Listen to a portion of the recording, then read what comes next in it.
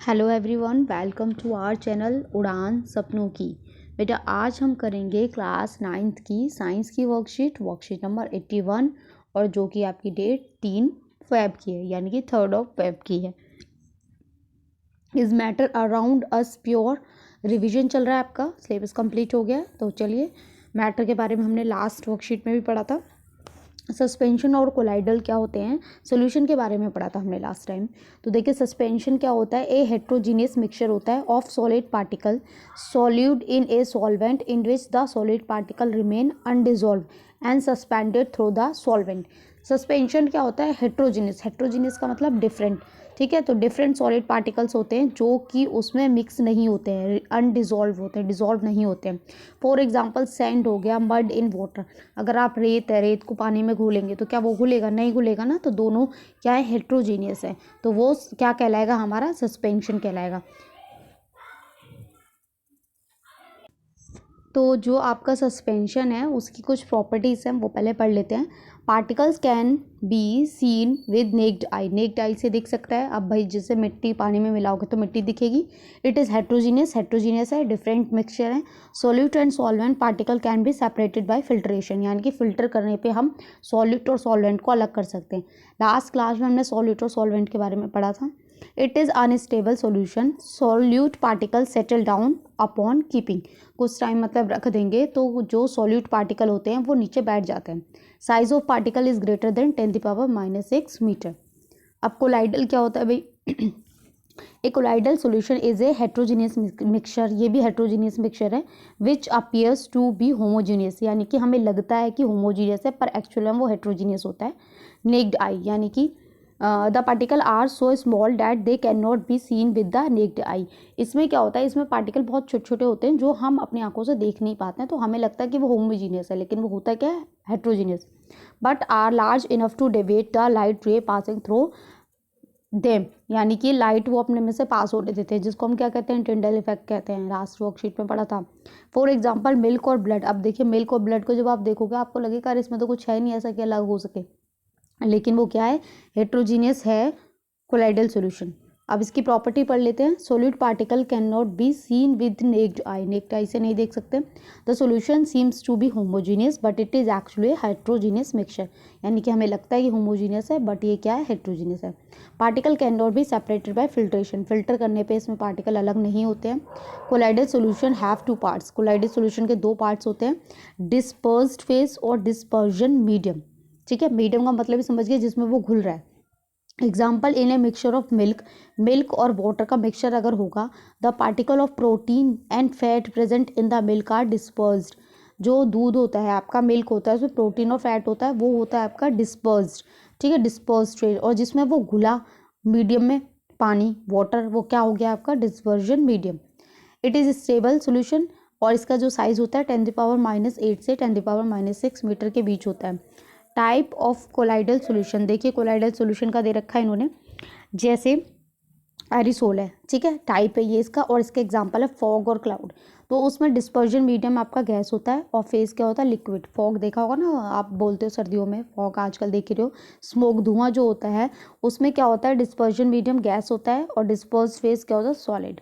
Shaving cream आपने देखी होगी, फोम जैसी होती है, उसमें क्या होता है, डिस्पर्जन मीडियम लिक्विड, और फेस क्या होता है आपका, गैस। मिल्क फेस क्रीम जो होती है उसको इमल्शन टाइप होता है, और वो दोनों में क्या होता है, मीडियम और फेस लिक्विड लिक्विड होते हैं। मड और डिगिन, इसमें भी देखिए लिक्विड और सॉलिड। इसमें देखिए फोम, रबर स्पॉन्ज, जो आपने देखा होगा ना रबर स्पॉन्ज, उसमें मीडियम क्या होता है, सॉलिड, और डिस्पर्स फेस क्या होता है, गैस। तो आप देख लीजिएगा, जेली और चीज़ भी देखिए, उसमें सॉलिड होता है भाई मीडियम, और फेस क्या होता है, लिक्विड होता है। ठीक है, चलिए आप क्वेश्चन आंसर कर लेते हैं बेटा। First question is differentiate between suspension and colloidals. देखिए, इसको आप कई तरीके से कर सकते हैं। आपको डिफरेंस बताना है तो आप सबसे पहले यहाँ एक तरफ सस्पेंशन लिखिएगा और एक तरफ कोलाइडल लिखिएगा। ठीक है, तो आपको डिफरेंस दो पूछे, नहीं बहुत सारे पूछे, तो आप देखिए क्या क्या लिख सकते हैं। सबसे फर्स्ट आप नॉर्मली इनकी डेफिनेशन दे सकते हैं। ठीक है, तो आप डेफिनेशन में लिख सकते हैं, heterogeneous mixture of solid particle in a solvent in which the solid particle remain undissolved and suspended through the solvent. तो ये एक हो गया। ठीक है, इसमें हो जाएगा, a colloidal solution is a heterogeneous mixture which appears to be homogeneous through naked eye, the particle are so यहाँ आप यहाँ से लिख लीजिएगा डायरेक्ट, मैं आपको यहीं से बता देती हूँ। आप क्या लिखिएगा, फर्स्ट डिफरेंस इसमें लिखेंगे particles can be seen with naked आई। ठीक है, इसमें लिखेंगे particle can, solid particle can not be seen with naked I. First example हो गया, फर्स्ट डिफरेंस हो गया। सेकंड में आप क्या लिख सकते हैं, आप लिख सकते हैं particles set solute and solvent particle are be can be separated by filtration. ये आपका सेकंड हो गया। इसमें आप लिखेंगे particle can not be separated by filtration. ये आपका सेकंड डिफरेंस हो गया। ठीक है, इसके बाद आप क्या लिख सकते हैं, आप साइज ऑफ द पार्टिकल लिख सकते हैं। ठीक है, तो साइज ऑफ द पार्टिकल यहाँ से देखिए मैंने बता दिया, आपका फर्स्ट डिफरेंस ये हो गया। यहाँ से आप लिख, दोबारा बता देती हूँ। सेकंड डिफरेंस आपका हो गया ये कि सेपरेट नहीं कर सकते हैं, और इसमें सेपरेट नहीं कर सकते, सेकंड डिफरेंस हो गया। थर्ड डिफरेंस आप यहाँ से लिखिएगा साइज ऑफ पार्टिकल, और यहाँ पे साइज ऑफ पार्टिकल। ठीक है, 3 डिफरेंस हो गए। और आप फोर्थ डिफरेंस में क्या कर सकते हैं, एग्जाम्पल बता सकते हैं। तो ये आपका फोर्थ डिफरेंस हो जाएगा। ठीक है, कर लेंगे, ईजी है, मैंने लिखा नहीं है तो आप छोटे बच्चे नहीं हैं, 9th क्लास के बच्चे हैं, मुझे लगता है आपको पहले समझना चाहिए और आप खुद से आंसर्स लिख सकते हैं। चलिए सेकंड क्वेश्चन देखते हैं। Second question is classify the following as suspension and colloidal, blood, milk, lemonade, muddy, water, jelly. ठीक है, इनको आपको सस्पेंशन और कोलाइडल में आपको डिफ्रेंशिएट करना है। तो अभी हमने एग्जाम्पल पढ़ा ही है भाई, है ना। तो मिल्क और जो ब्लड है ये दोनों ही किसके एग्जाम्पल हैं, मिल्क और ब्लड, ये आपके कोलाइडल सॉल्यूशन है। ठीक है, तो ये आपका क्या है, एक सेकेंड, मिल्क और ब्लड और इसमें साथ में जेली, ये आपके क्या है, कोलाइडल सॉल्यूशन, कोलाइडल। और जो बच गया वो आपका क्या हो जाएगा, सस्पेंशन। ठीक है सॉरी। ठीक है, ब्लड, मिल्क और जेली आपके कोलाइडल सॉल्यूशन है, और कोलोइड्स लिख दे, चाहे कोलाइडल नहीं लिख सकते तो आप कोलोइड सी लिख रखा है इन्होंने, तो आप वही लिख सकते हैं। ठीक है, तो ये एक नया वर्ड है जो किया हुआ है इन्होंने, मैं यही लिख देती हूँ, कोलोइड्स। ठीक है, कोलाइडल होता है सॉल्यूशन, कोलाइड्स है। ठीक है, ये तीनों, और जो बच गए वो आपके क्या है, सस्पेंशन है। चलिए आगे देखते हैं। Third question, identify the disperse phase and dispersion medium in the following. बेटा ये आपका पूरा टेबल में दिया हुआ है, मुझे अलग से बताने की ज़रूरत नहीं है, पर फिर भी आप ऐसे ही टेबल बना लीजिएगा ऊपर। और सबसे पहले क्या है, फॉग है, तो फॉग में आप लिख लीजिएगा ये गैस है मीडियम, और ये ठीक है ये लिख लीजिएगा। इसके बाद क्या है, आपकी शेविंग क्रीम है, तो शेविंग क्रीम का ये हो गया। इसके बाद है आपका जेमस्टोन, तो ये इसका सॉलिड हो गया। फिर है आपका जेली, तो जेली में आपका सॉलिड और लिक्विड हो गया। तो ये बेटा थर्ड क्वेश्चन आप यहाँ से कर लीजिएगा, फेज वगैरह आपको अच्छे से ये दिए हुए हैं। ठीक है, फोर्थ क्वेश्चन देख लेते हैं। Fourth question is if a beam of light is made to fall on glass of milk, will the path be visible, why और वाई नॉट। तो आप लिखेंगे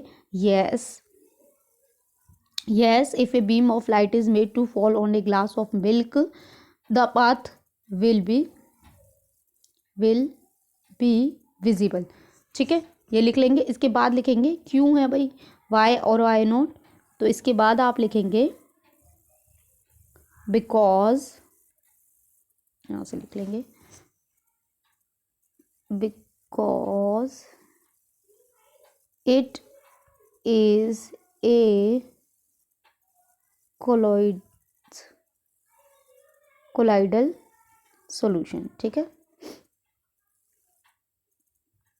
colloidal solution.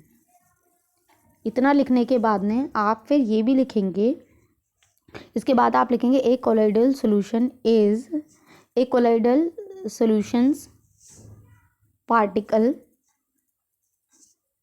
Are large enough to divide the light ray passing through them. ठीक है बेटा, मैं दोबारा बता रही हूँ, वहाँ पे आप येस करके लिखेंगे, फिर because it is a colloidal solution आप यहाँ तक लिखेंगे। फिर आप लिखेंगे ए कोलाइडल, जो मैंने पिंक लाइन से किया हुआ है, a colloidal solution is a colloidal solution, ये मत लिखना, a colloidal solution particle are large enough to divide the light ray passing through them. ठीक है, ये आपका फोर्थ का आंसर हो जाएगा। बिकॉज का दी पूरी लाइन लिखनी जो मैंने लिखी, उसके बाद में आप लिखेंगे जो मैंने पिंक लाइन से अंडरलाइन किया, a colloidal solution particle are large enough to divide the light ray passing through them. तो यहाँ आपकी वर्कशीट कंप्लीट होती है। आई होप आपको अच्छे से समझ में आई हो। तो प्लीज़ चैनल को लाइक करें, सब्सक्राइब करें, कमेंट करें और अपने फ्रेंड्स के साथ शेयर ज़रूर करें। Thank you.